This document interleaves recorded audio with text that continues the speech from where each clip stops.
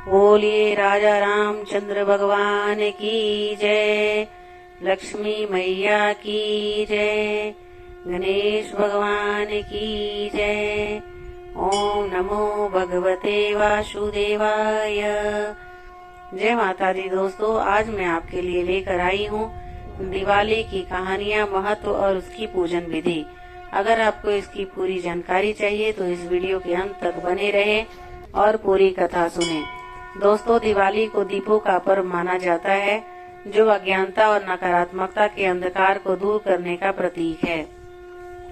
दीपावली पर घर की सफाई बाहरी के साथ साथ आंतरिक शुद्धि का भी प्रतीक है, जो आत्मा की पवित्रता को दर्शाता है। माता लक्ष्मी की पूजा केवल भौतिक धन के लिए नहीं, बल्कि आत्मिक समृद्धि और आंतरिक शांति के लिए भी की जाती है। दोस्तों, दीपावली भारत का एक महत्वपूर्ण त्योहार है। रोशनी और खुशियों का प्रतीक ये पर्व हमारे जीवन में सत्य, धर्म और आत्मज्ञान के प्रकाश को प्रकट करता है। तो आइए वीडियो की शुरुआत करते हैं। दिवाली यानी दियों की रोशनी से भरपूर माहौल, लक्ष्मी पूजन और ढेर सारी खुशियाँ। दिवाली पर्व भले ही ऊपर से देखने में साधारण लगता हो, लेकिन यह खुद में कई आध्यात्मिक महत्वों को समेटे हुए है। यह वही दिन है जब राम लंका पर विजय प्राप्त करके अयोध्या लौटे थे, और यह वही दिन है जब नचिकेता यमराज से ज्ञान लेकर पृथ्वी पर वापस आए थे। इस तरह से देखें तो यह दिन कई सारी महत्वपूर्ण घटनाओं को समेटे हुए है, जो किसी न किसी बात का प्रतीक है। तो चलिए समझते हैं दिवाली के आध्यात्मिक नजरिए से और इन प्रतीकों के माध्यम से। दोस्तों, कार्तिक माह की अमावस्या तिथि पर दिवाली मनाई जाती है। इसे अंधकार पर प्रकाश की विजय का प्रतीक माना जाता है। पौराणिक मान्यताओं के अनुसार 14 सालों के बाद जब भगवान श्री राम वनवास से लौटकर अयोध्या आए, तब अयोध्या वासियों ने दीपक जलाकर उनका स्वागत किया था। तभी से दिवाली का त्योहार मनाया जाता है। इस दिन माँ लक्ष्मी और भगवान गणेश जी की पूजा की जाती है। भारत में दिवाली के पर्व को उत्सव की तरह मनाया जाता है, जिसकी शुरुआत धनतेरस की हो जाती है। दिवाली के पीछे कई धार्मिक और सांस्कृतिक कहानियां हैं, जो इस दिन के महत्व को और भी बढ़ाती है। यह त्योहार न केवल भगवान राम के अयोध्या लौटने की खुशी मनाता है, बल्कि माँ लक्ष्मी के आगमन और समृद्धि की कामना का भी प्रतीक है।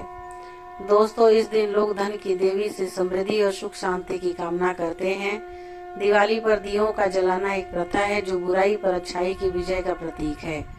घरों के आंगनों, छतों और दीवारों पर दिए और मोमबत्तियां जलाकर सजाया जाता है। यह न केवल धार्मिक महत्व रखता है, बल्कि घरों को सजाने का एक तरीका भी है। एक पौराणिक कथा के अनुसार एक गांव में साहूकार रहता था। उसकी बेटी हर दिन पीपल के पेड़ पर जल चढ़ाने के लिए जाती थी। जिस पीपल के पेड़ पर वह जल चढ़ाती थी, उस पेड़ पर माँ लक्ष्मी का वास था। एक दिन लक्ष्मी जी ने साहूकार की बेटी से कहा कि वह उसकी मित्र बनना चाहती है। लड़की ने जवाब में कहा कि वह अपने पिता से पूछकर बताएगी।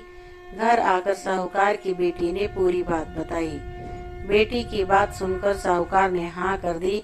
दूसरे दिन साहूकार की बेटी ने लक्ष्मी जी को सहेली बना लिया। दोस्तों, अच्छी सखियों की तरह एक दूसरे से बातें करती। एक दिन लक्ष्मी जी साहूकार की बेटी को अपने घर ले आई। लक्ष्मी जी ने अपने घर में साहूकार की बेटी का खूब आदर किया और पकवान परोसे।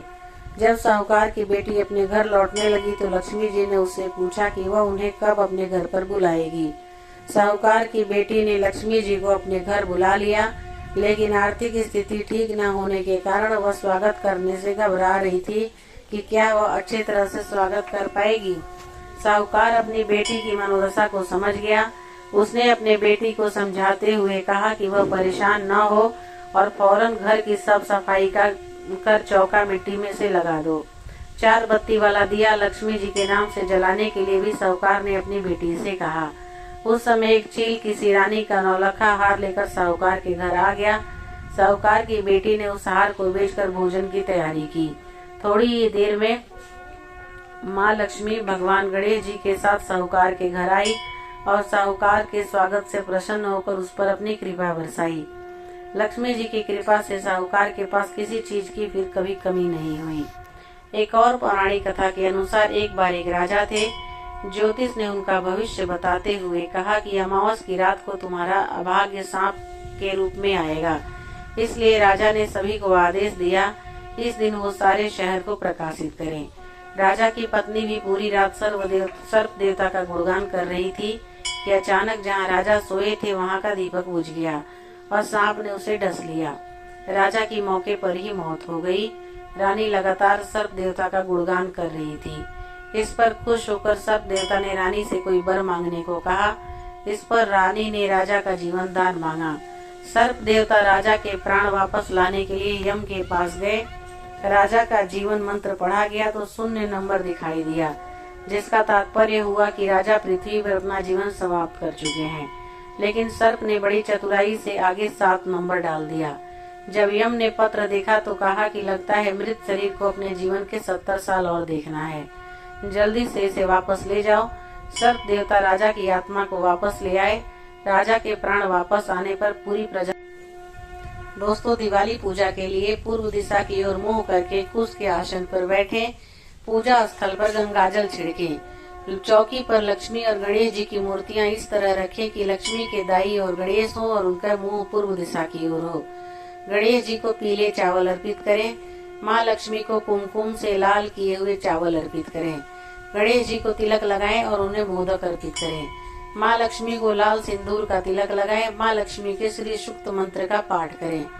दोस्तों लक्ष्मी गणेश जी की पूजा के लिए पूजन सामग्री में लकड़ी की चौकी, लाल कपड़ा, कुमकुम, हल्दी की गांठ, रोली, सुपारी, पान, लौंग, अगरबत्ती, धूपबत्ती, दीपक, माचिस, घी, गंगाजल, पंचामृत, फूल, फल, कपूर, गेहूं, दुर्वा, जनेऊ, खील बतासे, चांदी के सिक्के और कलावा आदि होने चाहिए।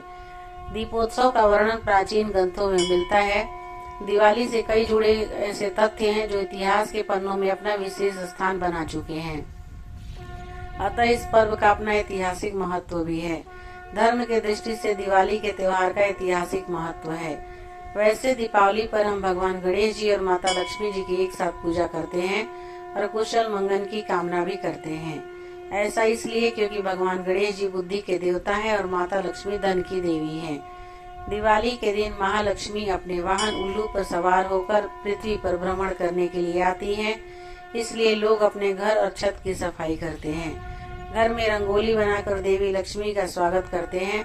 कहते हैं कि इस रात कुछ ऐसे शगुन होते हैं जो बताते हैं कि महालक्ष्मी का घर में आगमन हुआ है। दिवाली पर गृहस्थ लोग प्रदोष काल में स्थिर लग्न के समय भगवान गणेश, देवी लक्ष्मी और कुबेर महाराज जी की पूजा करते हैं। व्यापारी लोग इस दिन अपना खाता नहीं बदलते हैं, इसलिए व्यापारियों का नया वर्ष भी इसी दिन से शुरू होता है। व्यापारी लोग अपना खाता वहीं पे बदलते हैं, इसलिए व्यापारियों का नया वर्ष भी इसी दिन से शुरू होता है। दिवाली के दिन देवी लक्ष्मी की पूजा करने के बाद लोग अपने रिश्तेदारों, पड़ोसियों के बीच उपहार और मिठाई बांटते हैं। बच्चों का यह त्योहार इसलिए भी पसंद आता है क्योंकि उसमें उनको आतिशबाजी करने का मौका। दोस्तों इस दिन सब लोग अपने घरों और दीपों को रंग बिरंगी रोशनी से सजाते हैं। दिवाली के पीछे सांस्कृतिक और धार्मिक कई सारी बातें हैं जो इस दिन के महत्व को और भी बढ़ाती है। यह त्योहार न केवल भगवान राम के अयोध्या लौटने की खुशी मनाता है, बल्कि माँ लक्ष्मी के आगमन और समृद्धि की कामना का भी प्रतीक है। इस दिन लोग धन की देवी से समृद्धि और सुख शांति की कामना करते हैं। दिवाली पर दियों का जलाना एक प्रथा है जो बुराई पर अच्छाइयों का विजय का प्रतीक है। घरों के आंगनों, छतों और दीवारों पर दिए और मोमबत्तियां जलाकर सजाया जाता है। यह न केवल धार्मिक महत्व रखता है बल्कि घरों के सजाने का एक तरीका भी है। सबसे पहले यह दिवाली सतयुग में ही मनाई गई थी, जब देवता और दानवों ने मिलकर समुद्र मंथन किया था। तो इस महाअभियान से ही ऐरावत, चंद्रमा, उज्जैसरवा, परिजात, वारुणी, ब्रह्मा आदि 14 रत्नों के साथ हलाहल विष भी निकला और अमृत घट के लिए धनवंतरी जी भी प्रकट हुए। दोस्तों कार्तिक कृष्ण त्रयोदशी अर्थात धनतेरस को इसी उपलक्ष्य में मनाया जाता है। तत्पश्चात इसी महामंथन से देवी महालक्ष्मी जन्मी और सारे देवताओं द्वारा उनके स्वागत में प्रथम दिवाली मनाई गई। दिवाली की कथा, पूजा विधि और महत्व आपको कैसी लगी मुझे कमेंट करके जरूर बताइएगा।